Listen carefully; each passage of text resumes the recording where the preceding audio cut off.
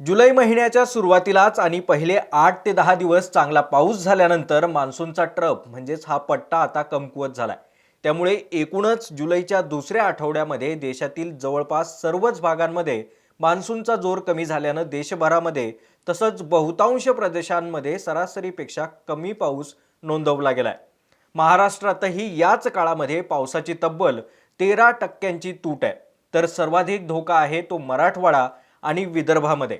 कारण मान्सून सुरू झाल्यापासून म्हणजेच 1 जून ते काल 18 जुलैपर्यंत मराठवाड्यामध्ये तब्बल 39% तर विदर्भामध्ये 37% एवढी पावसाची तूट असल्याचं समोर आलंय. त्यामुळे निश्चितच या दोन्ही विभागांना धोक्याची घंटा आहे. तर कोकण आणि गोवा या विभागाला 3%, मध्य महाराष्ट्रात 2% एवढी पावसाची तूट आहे. तेव्हा आज आपण याच सगळ्या मुद्द्यांवरून राज्यात मान्सूनचं आगमन झाल्यापासून किती पाऊस पडला, पावसानं उघडीप दिल्यापासून आपल्या राज्यातील पावसाची एकूण तूट किती, सर्वाधिक पावसाचे आणि जास्तीत जास्त पावसाचे तूट असणारे राज्यातील जिल्हे कोणते, अल निनो अधिक तीव्र होण्याचा अंदाज काय सांगतोय, जागतिक हवामान संघटनेनं कोणता इशारा दिलाय, यासोबतच भारतीय हवामान विभागानं पुढील 2 आठवड्यांसाठी काय अंदाज वर्तवलाय हेच या व्हिडिओमधून पाहणार आहोत. नमस्कार, मी अमोल डोईफोडे आणि आपण पाहताय महाराष्ट्र टाइम्स ऑनलाईन. भारतीय हवामान विभागाच्या अंदाजानुसार 16 जुलै ते 29 जुलै दरम्यान पूर्व आणि ईशान्य भारतामध्ये पावसाचा जोर जास्त राहण्याची शक्यता आहे. महाराष्ट्राच्या कोकण, मध्य महाराष्ट्र आणि विदर्भामध्ये काही दिवस जोरदार पावसाची शक्यता आहे. महाराष्ट्रातील एकूण पावसाची आकडेवारी बघितली तर 16 जुलैपर्यंत कोकणामध्ये पावसाची 0% तूट आहे. तर मध्य महाराष्ट्रात 4% हा जास्त पाऊस झालाय. मात्र मराठवाड्यामध्ये सर्वाधिक भीषण चित्र आहे. 39% एवढी तूट आहे. तर विदर्भामध्ये 36% एवढी पावसाची तूट असल्यानं शेतकऱ्यांसाठी मोठं संकट असणार आहे. यासोबतच धरण साठ्यालाही मोठा फटका बसण्याची शक्यता आहे. त्यामुळे निश्चितच या दोन्ही विभागांना धोक्याची घंटा असणार आहे. 16 जुलै 2026 पर्यंत भारतातील दक्षिण आणि पश्चिमची मान्सून स्थिती आपण पाहिली तर देशभरामध्ये यंदा संपूर्ण भारतात सरासरीपेक्षा कमी पाऊस झालाय. गेल्या 24 वर्षांमधला हा सर्वाधिक जास्त कोरडा असा मान्सून समोर येतोय. देशातील मान्सूनच्या पावसाची म्हणजेच 1 जून 2026 ते 18 जुलै काल 18 जुलै 2026 पर्यंतचा काळाचा विचार केला तर जिल्हानिहाय परिस्थिती ही खूपच भीषण आहे. संपूर्ण भारताची जर आपण स्थिती बघितली तर 741 जिल्हे आपल्या देशभरात आहेत. यातले 16 जिल्हे हे 2% येतात जिथे सर्वाधिक पाऊस झालाय. 53 जिल्हे असे आहेत की जिथे जास्त पाऊस झालाय. 216 जिल्हे म्हणजेच ज्यांचं प्रमाण 29% आहे तिथे सामान्य पाऊस झालाय. तर 49% असलेले 365 जिल्हे आहेत जिथे कमी पाऊस झालाय. आणि 87 जिल्ह्यांमध्ये ज्यांचं प्रमाण 12% आहे तिथे खूप कमी प्रमाणात पाऊस झालाय. यातील एक जिल्हा असा आहे की जिथे पाऊसच झाला नाहीये.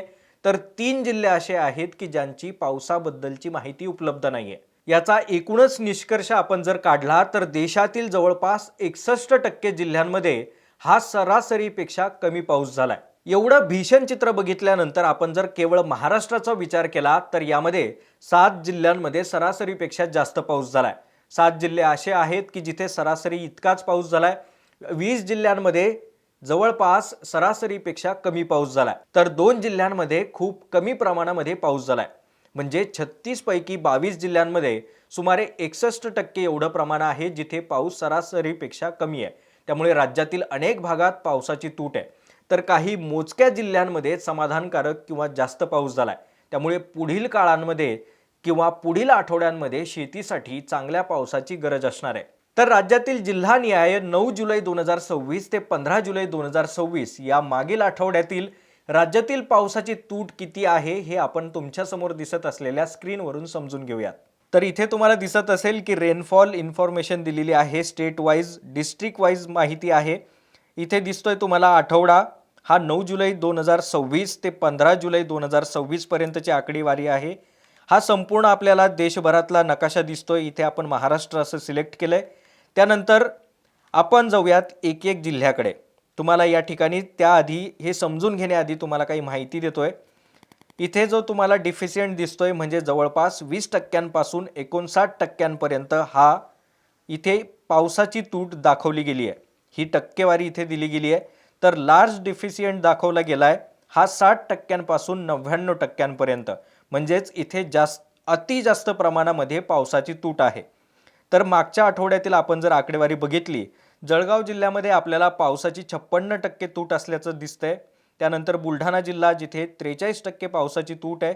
यानंतर आहे अहिल्यानगर, इथे अजूनही अहमदनगर असंच दिसतंय, मात्र अहिल्यानगरमध्ये 46% पावसाची तूट आहे। त्यानंतर आहे सातारा जिल्हा जिथे 40% एवढी पावसाची तूट आहे।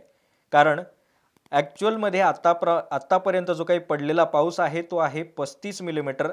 यानंतर फक्त सांगली जिल्हा जर आपण बघितला तर इथे आपल्याला सामान्य पाऊस झालेला दिसतोय, मात्र इथे देखील पावसाची तूट असल्याचं समोर आहे। इथे 11% एवढी पावसाची तूट असल्याचं समोर आहे। यानंतर आपण जर एक एक जिल्हा बघितला तर सुरुवात करूया नंदुरबार पासून। सर्वाधिक 99% एवढी अति प्रमाणातली तूट ही मागील आठवड्यामध्ये आपल्याला दिसतेय। त्यानंतर अमरावती जिल्हा 85%, नागपूर जिल्हा 85%, भंडारा जिल्हा आहे 85%, गोंदिया 87%, त्यानंतर गडचिरोली 87%, चंद्रपूर 91%, यवतमाळ जिल्हा 93%, त्यानंतर आहे अमरावती 85%, अकोला जिल्हा 69%, वाशिम 96%, हिंगोली जिल्हा 91%, नांदेड जिल्हा 98%, परभणी जिल्हा 95%, त्यानंतर जालना जिल्हा आहे 93% एवढी पावसाची तूट दर्शवतोय। बीड जिल्ह्यामध्ये 90% पावसाची तूट आहे। लातूरमध्ये 96%, धाराशिवमध्ये 79%, त्यानंतर सोलापूर जिल्हा आहे 93%, त्यानंतर आपण जर बघितलं तर छत्रपती संभाजीनगरमध्ये 67% पावसाची तूट आहे। धुळ्यामध्ये 88% पावसाची तूट आहे। नाशिक जिल्हा जर बघितला तर 60% पावसाची तूट असल्याचं समोर येत आहे। पालघरमध्ये 80% पावसाची तूट आहे। त्यानंतर ठाणे जिल्हा जिथे 76% एवढी पावसाची तूट आहे। पुण्यामध्ये मागील आठवड्यात जर आपण बघितलं तर मोठ्या प्रमाणात पाऊस पडला होता। सुरुवातीच्या 8 ते 10 दिवसांमध्ये चांगला पाऊस झाला पुणे आणि घाटमाथ्यावरती, मात्र इथे देखील आपल्याला मागील आठवड्यात 66% पावसाची तूट दिसल्याचं समोर येत आहे। रायगडमध्ये 72% एवढी पावसाची तूट आहे। त्याच्यानंतर रत्नागिरी जिल्हा जिथे 82% पावसाची तूट आहे, तर सिंधुदुर्ग जिल्ह्यामध्ये 92% एवढी पावसाची तूट असल्याचं समोर येत आहे। आणि शेवटी कोल्हापूर जिल्ह्यामध्ये 70% एवढी पावसाची तूट आहे। काल 18 जुलैला IMDनं देशातील विभागनिहाय जो हवामान अंदाज दिलाय त्यामध्ये पुढील 6 ते 7 दिवस उत्तर, पश्चिम, पूर्व आणि ईशान्य भारतामध्ये मान्सून सक्रिय राहण्याची शक्यता आहे। सध्या आपण जर सक्रिय हवामान प्रणाली जर बघितली तर पश्चिम गंगेय, पश्चिम बंगाल व उत्तर झारखंडमधील कमी दाबाचं क्षेत्र हे कमकुवत झालंय। मात्र त्यासोबतच चक्रीय वारे हे अद्यापही सक्रिय असल्याचं आपल्याला समोर येत आहे। मान्सून द्रोणीचा म्हणजेच मान्सूनचा जर आपण ट्रफ बघितला तर पश्चिमचा भाग हा सामान्यपेक्षा उत्तरेकडे आता सरकतोय, तर पूर्व भाग हा जवळपास सामान्य स्थितीमध्ये आहे। मध्य भारताबद्दल जर आपण हवामान अंदाज बघितला तर मध्य प्रदेश, छत्तीसगड आणि विदर्भामध्ये पुढील काही दिवस पावसाची चांगली शक्यता वर्तवली जाते। पश्चिम भारतातील महाराष्ट्राचा जर आपण विचार केला तर कोकण आणि गोव्यामध्ये 18 ते 24 जुलै दरम्यान व्यापक पावसाची शक्यता आहे। मध्य महाराष्ट्र, मराठवाडा आणि गुजरातमध्ये तुरळक ते मध्यम स्वरूपाचा पाऊस अपेक्षित आहे। 18 जुलै तसंच 21 ते 23 जुलै दरम्यान कोकण आणि गोवा आणि मध्य महाराष्ट्रात काही ठिकाणी मुसळधार पाऊस देखील पडू शकतो असा अंदाज हवामान विभागानं वर्तवलाय। 18 आणि 19 जुलैला म्हणजेच काल आणि आज मध्य महाराष्ट्र आणि मराठवाड्यामध्ये मेघगर्जनेसह 40 ते 60 किलोमीटर प्रति तास वेगानं वारे वाहण्याची देखील शक्यता आहे। महाराष्ट्रासाठी महत्त्वाचा विषय जर आपण बघितला तर पुढील आठवड्यामध्ये राज्यात सर्वत्र जोरदार पावसाची शक्यता नसली तरी कोकण आणि मध्य महाराष्ट्रातील काही भागांमध्ये स्थानिक स्वरूपाचा मुसळधार पाऊस पडू शकतो। यानंतर मुंबई प्रादेशिक केंद्रानं महाराष्ट्रासाठी पुढील 5 दिवसांचा म्हणजेच 18 जुलै ते 22 जुलै पर्यंतचा जो काही हवामान अंदाज वर्तवलाय तो विभागनिहाय वर्तवलाय। काल 18 आणि आज 19 जुलै रोजी राज्यातील अनेक भागांमध्ये सावधानतेचा इशारा दिलाय। तुरळक ठिकाणी विजांच्या कडकडाटासह वादळं आणि हलका ते मध्यम पाऊस ते सोसाट्याचा वारा म्हणजेच 30 ते 40 किलोमीटर प्रति तास वेगानं सोसाट्याचा वारा दर्शवला गेलाय। उद्या 20 जुलैला राज्यभर कोणताही विशेष इशारा दिलेला नाहीये, तर 21 आणि 22 जुलैला हा मुख्यत्वे इशारा कोकण किनारपट्टीपुरताच एवढा मर्यादित असणार आहे। विदर्भाचा जर आपण जिल्ह्यासाठीचा पुढील 7 दिवसांचा पावसाचा अंदाज आणि हवामानाचा इशारा जर बघितला तर काल 18 ते 21 जुलै या कालावधीमध्ये विदर्भासाठी तुलनेनं अधिक सक्रिय असणार आहे। नागपूर, भंडारा, गोंदिया, गडचिरोली आणि अमरावती इथं 20 ते 21 जुलै दरम्यान पावसाचा जोर हा अधिक राहण्याची शक्यता आहे। 22 जुलैपासून विदर्भातील बहुतांश जिल्ह्यांमध्ये पावसाची तीव्रता ही कमी होऊन केवळ काही ठिकाणी म्हणजेच विरळ पाऊस पडण्याची शक्यता आहे। सोबतच 20 ते 24 या 5 दिवसांसाठी हवामान विभागानं कोणताही इशारा दिलेला नाहीये। दरम्यान याच काळामध्ये पूर्व विदर्भातील 6 जिल्ह्यात उद्या पावसासाठीची शक्यता देखील वर्तवली गेली आहे। सध्याचं जर आपण विदर्भातील तापमान पाहिलं तर सर्वाधिक कमाल तापमान हे यवतमाळ जिल्ह्यात आहे, जिथे 35.2 डिग्री सेल्सिअस एवढं तापमान नोंदवलं गेलंय।